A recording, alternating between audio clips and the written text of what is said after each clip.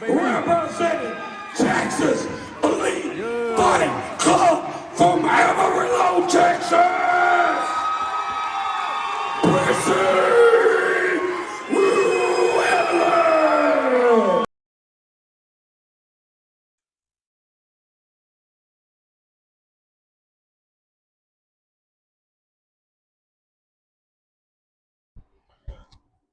All right, here we go.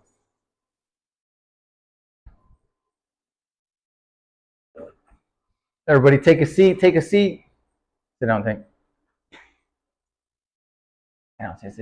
There you go, right there, Wapo. He's ready. Good boy. Oh, she always We're over good? here, Solita. Do we know that we're good? Yeah, good. it's all good. All right, guys, episode 5 of the Fight Garage. I got my homie Carlos Herrera. Yo. We're going to talk about a little bit of the UFC and just yap from there. Let's do it. Go ahead and pull it up. Start from the main event. Did you watch it? I did. Okay, I did. bet. It's nice. So for the main event, for the starting, was Arnold Allen and Giga, Chikadze. What did you think about that fight? It was a good fight. I think everyone anticipated that it was going to be a brawl, that they were going to start out swinging. I expected it to go to decision. I feel like someone like Arnold Allen had like something to gain. Yeah, I think he came off of what, 2-fight losing streak? Yeah, 2-fight losing streak against Max. Yeah. And the wrestler. I don't know. The Russian. Okay. Was it a Russian one? Yeah, it was. He's on he's like 17-0 right now.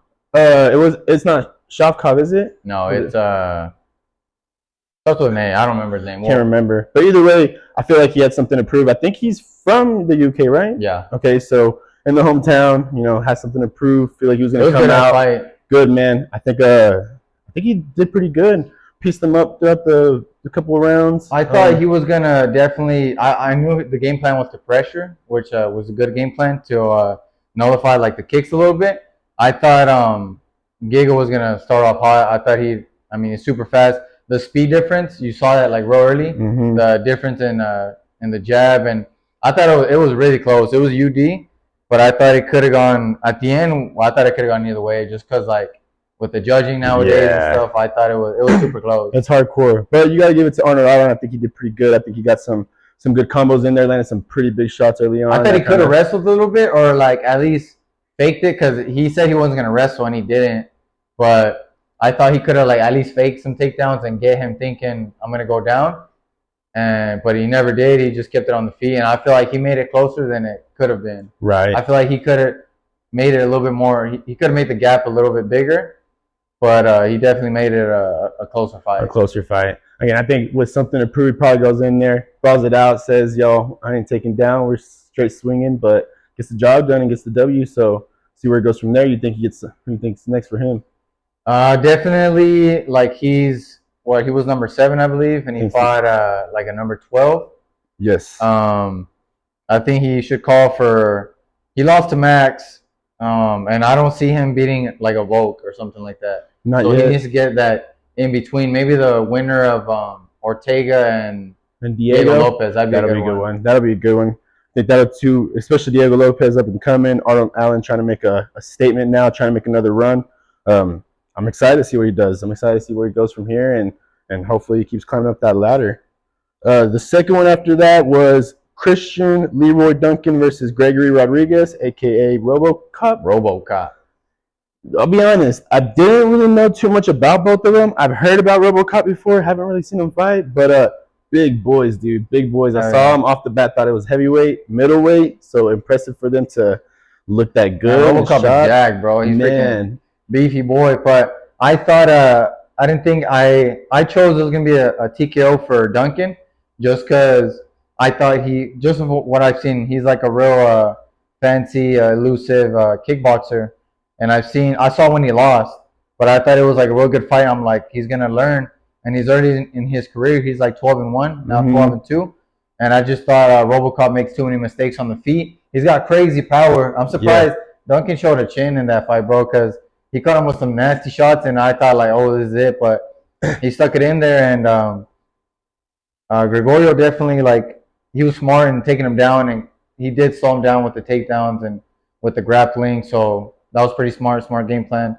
I'd like to see who he goes on from there. But I mean, just the chin on both guys. I mean, they both ate some big shots, but it was pretty one-sided. But good performance for RoboCop. Of course, he looked really good again for someone that I haven't seen before. New is special since he's on the main card, especially something like this. So was really tuned in, and off the bat, I mean, he looked good, looked aggressive. Definitely Duncan had his moments, but you can tell that RoboCop kind of had it. And again, like you said, the control time you see right here, 8 minutes and 20 seconds for RoboCop on the control time. Because not only is he a world champion in jiu-jitsu, but he has like some crazy accolades in wrestling too. So like he took him down pretty much when he wanted to. When he wanted to take him down, he took him down. And just I feel like the strength difference when he did, it was definitely, again, pretty good on his side. And again, bro, so beefy. I just didn't expect someone like that, can make it. I thought it was a 205. When I saw him, I was like, RoboCop's a middleweight, but did he go up to 205? And then like he's a big ass dude, bro. It's pretty crazy. Hella muscle mass. Fight regularly on middleweight? Yeah, middleweight is his weight class. Man, I wonder how those weight cuts go, because again, he looks big, but definitely good. I think he's high ranked, right? I believe he was 15, so we'll see where he goes from here. Probably still a little bit over. No, these guys were actually 20. 20? Or somewhere in the 20 spot. So I feel like with this one, maybe he'll get a top 15. Maybe a top 15. So excited to see him kind of come up again. I think he's a little bit older now. He's kind 30, of like 31. 31. That's not too bad. I think probably hitting his prime. But again, looked good. Didn't really know about him, but definitely be watching him for him. Yeah, he's making a run for sure. For sure. After that, man, I think this is where it started getting pretty interesting. You got King Green versus Paddy Pimblett. I was excited from this one moving forward. I'm a big King fan. I like how he fights. I like his demeanor. Obviously, he's got his flaws of keeping the hands down. That's kind of cost him in the past, but this fool's never afraid to scrap. I do like his style. He has a badass style. I like his story. Yeah, a little bit of, like his background growing up. Like he lost his brother, lost a lot of his family, and he just had like a real upbringing and stuff. Yes, I think if you ever read the podcast that he has with Joe Rogan, he brings his dad, not his biological, but his father and stepdad. Brings them in. They both been to jail. Both share their little jail stories. Wonderful dude, man. Still, despite everything that he's been through, he's just a very well respectful, very funny guy. Again, I'm always excited to see him fight because he always knows how to promote it very well. Oh, yeah. Coming into this one with Paddy, people kind of had their doubts on Paddy. I think his last fight with Tony Ferguson, he looked terrible. In my opinion, I talked about this. I didn't think he looked good. I thought he looked gassed. And in this one, I mean, it doesn't really tell us anything because. You got Bobby was, I think, 15. King. My apologies. King Green was number 15, and in my opinion, it's like they're giving these guys to Paddy. Like, they know what they're doing by choosing these guys. And he called out Renato Moicano, and that's a good call out too because besides Moicano, all these other guys, I feel like Paddy doesn't hang with, in my opinion. But I called this one. I was like, if he doesn't submit him, I posted on my story, he'll get a UD. Over King Green. I feel like he makes so many mistakes. And you saw it from the first round. I feel like King wasn't landing. He was like, damn. I think what I saw is he was throwing his jab, throwing his kicks, and he's like, damn, this guy's bigger and taller than I expected. Mm-hmm. And he couldn't find his range.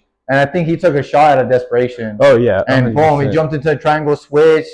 And, it was a triangle. But I knew he was out, bro. When he rolled him over and he was going to get the leg, he was flipping him in the exchange. His arm was like that, and I was like, he's out already. And the ref didn't see it. I was like, me as a fan, I saw it. So I was like, why didn't the ref see it? Because his arm was just flopping around, and he was about to snap it, but the ref saw it last minute, and he was like, it's over. And he was just asleep. I was like, damn, bro. Poor dude. It sucks, dude. Bro. I always hate when people, especially someone like him, goes out like that. He brought a lot of intensity into the fight. It sucks, man. It's nice to walk in. And, man, I kind of knew it was going to play out like that. I always said, if Bobby was able to catch him in the corner against the fence, he's able to throw off those good combos, and he has those good speeds. So maybe I thought he was going to touch him up, but to me, he don't have KO power like that. So, and Paddy's eating hella shots, bro. Against bigger guys, better guys, more powerful guys. So I was like, I don't see him.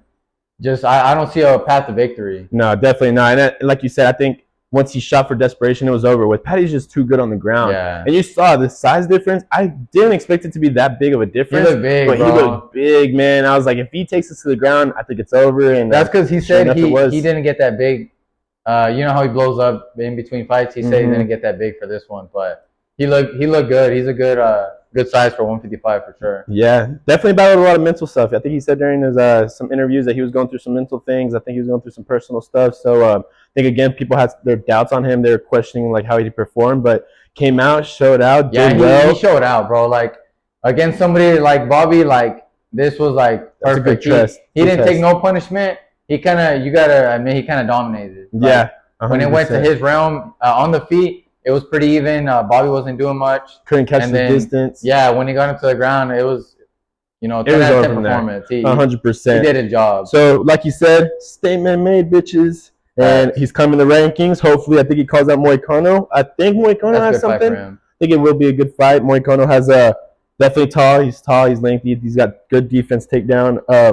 Man, it's crazy how Moicano's rise up has gone ever since his last fight. Started talking a little bit. Yeah, man, he has. Started showing his personality. I think he's really funny. I think now, a good fight. That's a good matchup for both guys. For sure. And I think Moicano has something pending, but if not, hopefully they can get that fight. But I'm a Paddy fan. I like what he's doing, and hopefully he can get up in those rankings, and I'm excited to see what he goes through. After that, man, was the co-main event. This one was a big one, too. Tom Aspinall versus Curtis Blades. Man, Tom Aspinall, bro, for a new heavyweight, 31 years old, big boy, fast, explosive, good defense. He's someone that's kind of just hard to take away, man. I just don't see anybody right now that can compete with him. Did you think he started off kind of fidgety?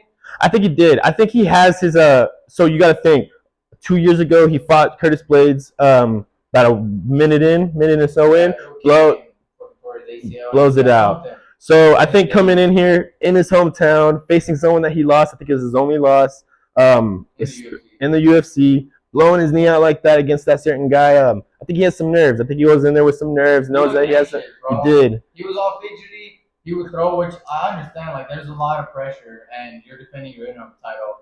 But he looked super fidgety, and I was starting to get nervous. Cause I'm like, bro, like you don't look like you've been there. You don't like. You're not showing me your composure versus the Pavlovich. He looked composed. He looked like no care in the world. I'm out here to win. But for this one, it looked like he stayed cool, but he looked like he was dealing with some stuff because he was fidgety, reacting to everything. He was getting tagged. He got tagged a little bit at the beginning, and then I knew he was anxious because when he threw that 1-2. He fell in, and then they ended up in the clinch, but it didn't look like he wanted to fall in like that. And I think he threw it out of desperation because you can see his body weight go forward. He's kind of just throwing. He's off balance. I think that Pavlovich, man, he takes it short notice. Maybe he goes in there with like, yo, I don't got much to lose. I got much to lose. I'm just in here taking short notice.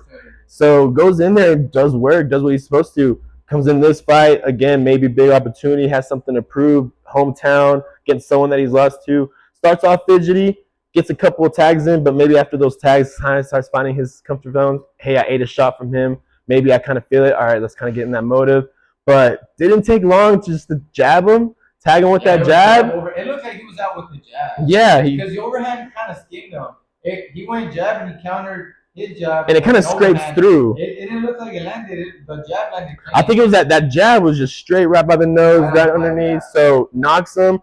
I don't know, man. Yes, I do believe that the stoppage was fair in a way, but Curtis didn't seem like he was very phased. Maybe it takes a couple more, but what do you think? You don't think so? Because he was face down just blocking. He would have just kept raining shots. And then what do you want people to say, well, that was an early stoppage or that was way too late? I'd rather say it was early. Do you wait until he's like fully unconscious? Because he responds pretty quick. I think they call the fight. Curtis gets up really quick and he's like, yo, what's going on? And I think for a couple of seconds, you kind of see him attempt to try to get up, but again, just raining those shots on the side of the head. In my opinion, it was good stoppage because he rolls ugly, and then it looks like he's composed for a second, but then 3, 4, 5 shots consecutive, and he's not really protecting himself. He's like trying to get up, but it seems like does this guy know where he's at? Right. And yeah, you're gonna be like, why'd you stop it? But in my opinion, it was not gonna get better for you. It was just gonna keep going until one shot sits you back down. Right. And I guess, like you said, I think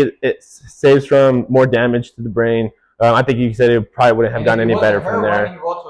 That's true. But he's a big boy. That's true. That's very true. I think it was at first I thought maybe just let it play out a little bit more. But the more I think about it, it's like, maybe, it's probably the right call and the right early, I wouldn't say early stoppage, but good stoppage just to save from the damage. But Calls out John Jones after, man. Calls out John Jones. Let's talk about Curtis, bro. I feel bad because the career he's had, bro, he's like done good with everybody, and then Francis stopped him, KO'd him, and then he gets a couple more wins, calls out Francis again, Francis KOs him again, gets a couple wins, Derek Lewis KOs him, gets a couple wins, Tom Aspinall, bro, like this dude, like it sucks because all 4 of his losses were by KO, bro. By KOs, and they're against top fighters, man. They're like champion worthy fighters. So it's not like he's a bad fighter. He's good. He's good everywhere. He's taking out everyone. Someone like Almeida, who was on a crazy win streak, goes in there, blows him out in the beginning of the 2nd round. Like, he's a very good fighter, and I was kind of rooting for him because I saw an interview that he had about and he didn't know that he had a stuttering problem.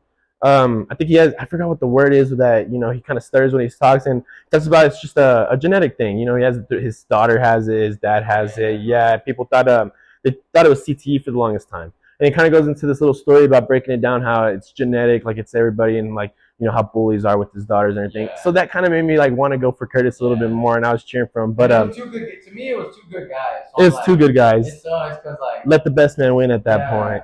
But the way he lost, it was like, damn, man.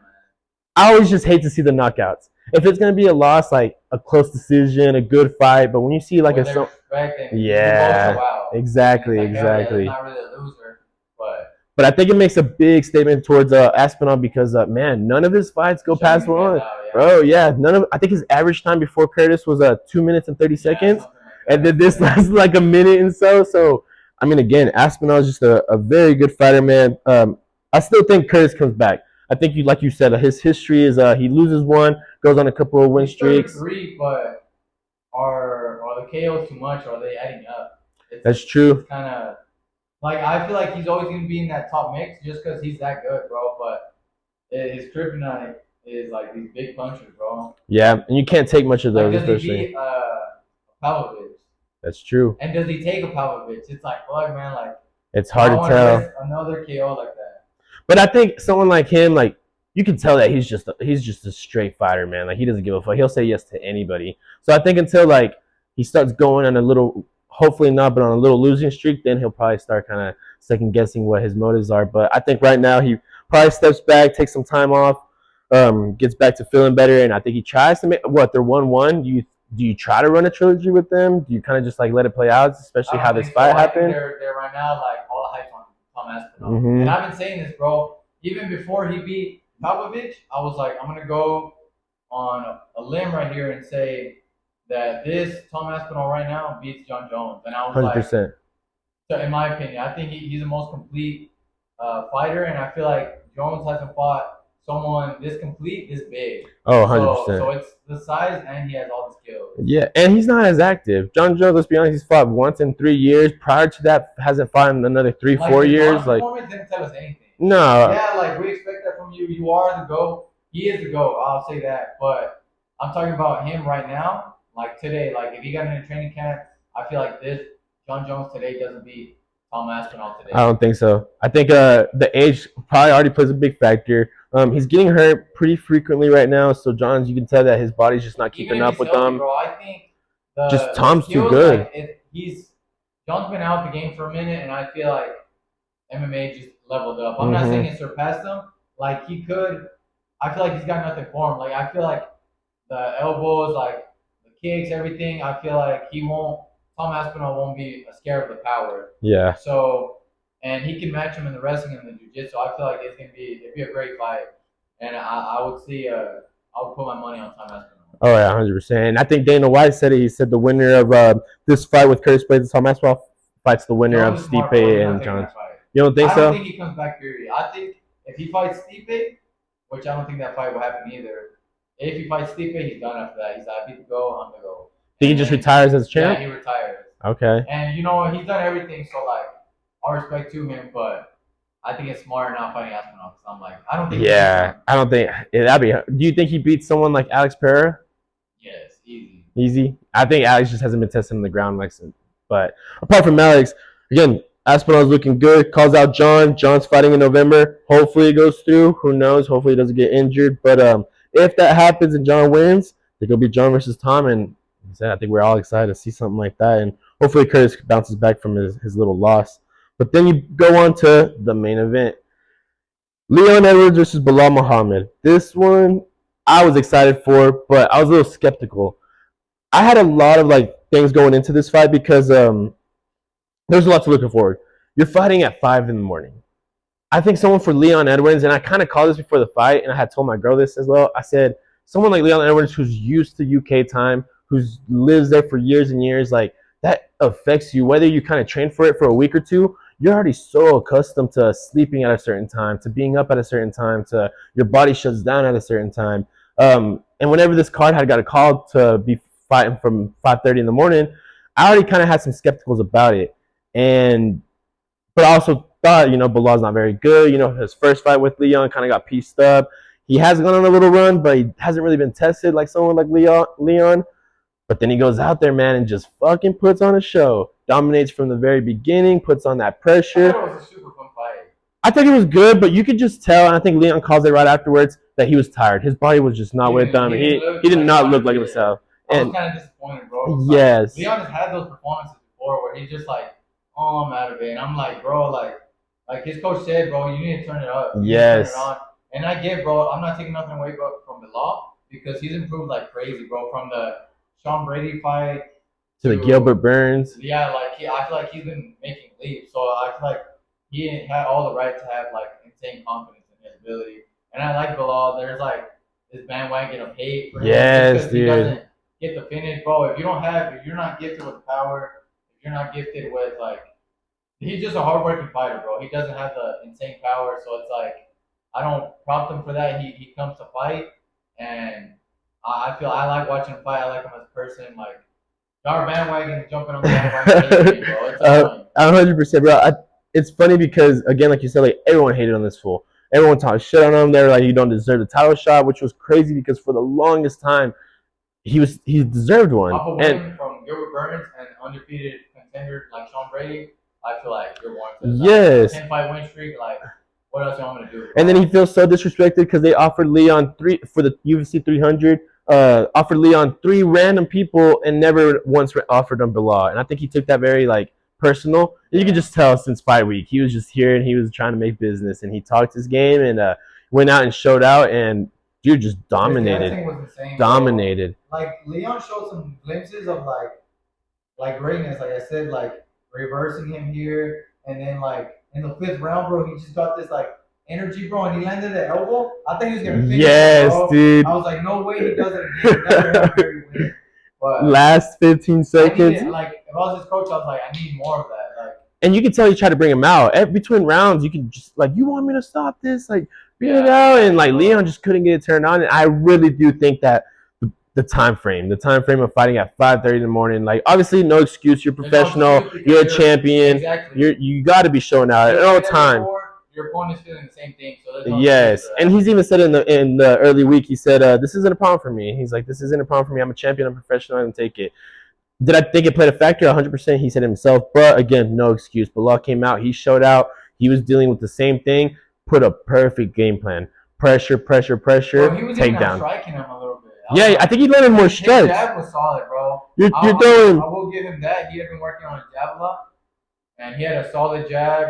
Didn't fear the power. He just kept walking him down. It was a solid performance. Felt confidence. He doubles his strikes with Leon. Leon throws 89. Bilal throws 192. More significant strikes, and obviously the control time. I mean, 5 minutes more of 12 minutes compared to 7. I mean, you just can't really talk bad about Bilal. And again, it's MMA, man. People get mad because you don't stand and bang. You're not knocking people out. Like, I mean, wham. But like at the end of the day, man, your boss is out here. Like Mokaya, bro, he didn't get re-signed because, I don't know, I heard that there's stuff behind the scenes that he's doing this and that, but he's saying it's because of his style, because I wrestle and stuff like that. And yeah, like to me, it was exciting to watch Bilal. Like it was fun because I appreciate the game. Like not everybody's gonna like it, but I thought it was a solid performance. I was entertained the whole time because I thought, oh, maybe he gets finished with a choke or he does something because he was piecing him up, bro. And even on some shots, he kept going. Leon started getting in the shell, and he started eating some uppercuts, and it was just an entertaining fight. Like he never stopped, he never let off the gas. It was good, bro. He stayed in his face, hardworking fighter, just bread and butter, just boom, like basics. Take a shot, ground and pound, and it was a good fight. I enjoyed it. For sure. Definitely had something to prove and went out and proved it and showed out. Man, that takedown where he drops him on Leon's head, crazy, bro. I've never really. The strength difference. I feel like he was like, because they were talking about that they're like, you're no Khabib, you're Bilal, which is like a crazy insult. It sounds bad because like Bilal's not like scary looking. Yeah. It's like, oh shoot, bro. They're like, you're Bilal, bro. You ain't that guy. But bro, since round one, he went right here. Boom! It looked like. Man, I was like, when I saw that, I was like, oh, damn. I was like, it's going to be a long fight for the. You're like, and then, bro, just, I think, what, 4 takedowns in the first round? Just the first round, 4 takedowns. And I knew that from there. Defense, bro. Like, he knows how to defend a takedown, but it seemed like as soon as he tied up those hands, boom, he set him on his ass, and I was like, it was just too easy. It's just too easy for him. And I don't know, again, Leon just definitely didn't look like himself. Where do you go from here if you're Leon? Damn, he wants to bounce back one more time. He wants to bounce maybe in November, December. He beats Covington. What are the rankings? He beats Covington. Let me see what the rankings. I mean, bro, the next guys are Covington, Kamaru. Like, you know who he can beat and make a statement? Shavkat. Shavkat's a good one. Shavkat would be a real good one. Get another title shot.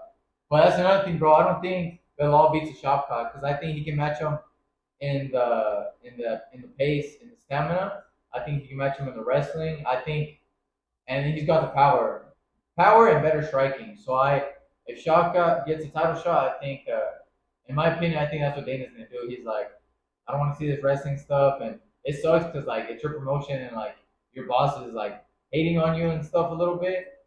He's saying he's like, I'm not doing the 100K. I'm not doubling 300K. I'm not doing no bonuses like that no more because y'all didn't fight like how y'all said y'all would. And I was like, man, that's terrible, bro. Like you're the boss, bro. Like that's their style. It's MMA. It's not kickboxing. It's not taekwondo. It's not a certain style. Yeah, it's mixed martial arts. Exactly. Like, you saw all of it. Yo, I want to bring something up because you said something that reminded me. Did you by any chance watch any of the prelims? I saw a little bit of Mukayev and Manel. Okay, so that's the one I wanted to bring up, bro. I don't know about you, but how disappointing. And I get it. You go in there once you start fighting, like you gotta be cautious. You gotta fight smart. You don't want to go in there and get knocked out. But these fools all week go at it. They want to start fights. They cause this whole scene right prior to the fight. I'm gonna kill you. Prior to the fight, they're walking in there. They're about to start beef before the fight happens. Boom, the fight starts. No punches thrown, bro. No punches thrown. I think Cobb doesn't throw anything till like 4 minutes in, like just a standstill. What do you do if you're someone like that? You go back to styles make fights. So Mokaev, you know he's gonna wrestle. So Cobb, he's like, I want my title shot. I really gotta beat this guy. He's like, I'm not trying to lose. So all you're thinking is like, I'm not trying to get taken down. If I don't punch, he won't go for shots, and like it just makes a terrible fight because like there's not output from either guy, and it's like I'm glad they didn't re-sign him. Like I think he needs to work on some things, maybe work on his striking a little bit, and he has a wrestling obviously, but you need more than that. Of pulling shorts down. We'll just try to yes, man. But man, that was a crazy one. Speaking of people who just so heated before the fights and talk so much, and then the fight shows up and it's like you freeze. It's like you freeze, or it's like you. People are just selling the fight, bro. Yeah, so I mean that's crazy. But I mean going back to that main one, I couldn't get the rankings pulled up, but I did see here that Kamaru's still first. She can't really get the other ones going, but I don't know, man. I think Bilal might. You think he stays for a while as champion? I think they give him someone. You got up and coming people. You got people like Shavkat. Really you got Ian. You gave Shavkat. So. You also got some up and coming people like Ian Gary. I think Stephen Wonderboy. He lost his last one, didn't he? Oh, he lost against Shavkat. So never mind. Yeah, I think they're due. Honestly, this would be a #1 contender, but Ian versus Shavkat for the title all day, and then Shavkat versus Bilal. I got Shavkat all day. Now you also got someone like Buckley. Too far down. Too far down? He's been kind of coming up a little bit, but maybe he's too far back a little bit. Okay. I didn't know he was too far back. But, oh, okay, I got him pulled up right here. Welterweight, you got 1, Kamaru Usman, ranked number 2, Bilal. 3rd is Shavkat. 4th is Kobe Covington. And then you got JDM, Jack Della Mandela, at number 5. And then you go from Gilbert, so Ian, and those are your Sean. 3 next guys that they want to give a title shot. The next guy's up. So JDM, Jack, undefeated still. Shavkat, undefeated still. And Ian Gary. One of these guys got to lose their all. Oh, yeah. So I would say give one of them a title shot. In my opinion, should be Shavkat. And then JDM versus Ian Gary. I got JDM on that one. But I don't know what they're going to do. But because you can't just blow Leon out still. Like, he was a champion. Leon's he did pretty good. Guys. I think if he legit wants another title shot, he's got to make a statement by beating one of these guys. Yo, Leon versus Ian? Ian? Yeah. Maybe something like that. Maybe someone like that goes for a title, and Shavkat versus JDM. Maybe if someone, I don't know. That's exciting. I think that weight class is gonna be exciting. So it's gonna be a good card. But bro, overall, the main cards did not disappoint. I enjoyed them. It was a solid card. It was a solid card. I liked it. I think they came out, they showed out, and I think you got big things. You got a new champion now, Bilal. So looking forward to what he does now. Again, like you said, I think there's a bunch of bandwagons that are about to jump on his board. So we'll see where it goes from here. But other than that, man, I'm excited. I think these next couple of weeks are going to be pretty good. I know something next week. You got Corey Sandhagen and Umar Magomedov. Yeah. So those are going to be some good cards. I think that whole card is going to be kind of nice. So looking forward to those two. But I'm excited, man. I'm excited. UFC is just they're on a point, man. They're rolling pretty hot fire right now. So I'm excited. Take a little break right there. For sure. Hell yeah, dude. I'm getting that little Colin.